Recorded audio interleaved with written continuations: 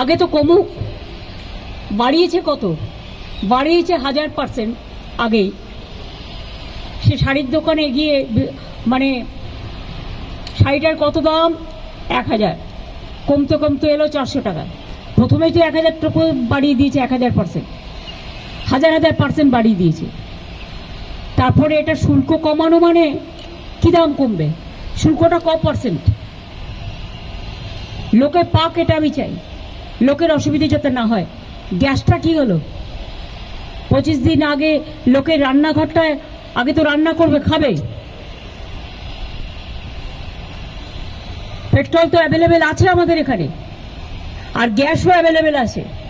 আমি চাই না আমাদের এখানে হলদিয়াতে যে গ্যাস প্রোডাকশন হয়, সব পুলিশ অফিসারদের চেঞ্জ করে দিয়ে, ডিএমদের চেঞ্জ করে দিয়ে, বাংলায় যে গ্যাস প্রোডাকশন হয় সেই সিলিন্ডার যেন বাইরে না যায়।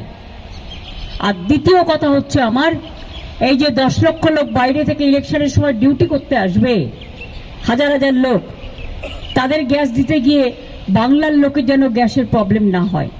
কেরোসিনটা আমরা বাড়িয়েছি কিছুটা, এবং এই কেরোসিনটা রেশনের মাধ্যমে মানুষ পাবে।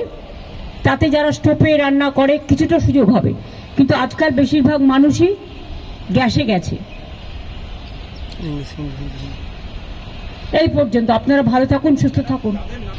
আগে তো কমুক, বাড়িয়েছে কত? বাড়িয়েছে 1000%। আগেই সে শাড়ির দোকানে গিয়ে মানে শাড়িটার কত দাম? 1000, কমতে কমতে এলো 400 টাকা। প্রথমেই তো 1000 টাকা বাড়িয়ে দিয়েছে, 1000%, 1000% বাড়িয়ে দিয়েছে। তারপরে এটা শুল্ক কমানো মানে কি দাম কমবে? শুল্কটা ক পার্সেন্ট? লোকে পাক, এটা আমি চাই, লোকের অসুবিধে যাতে না হয়। গ্যাসটা কি হলো?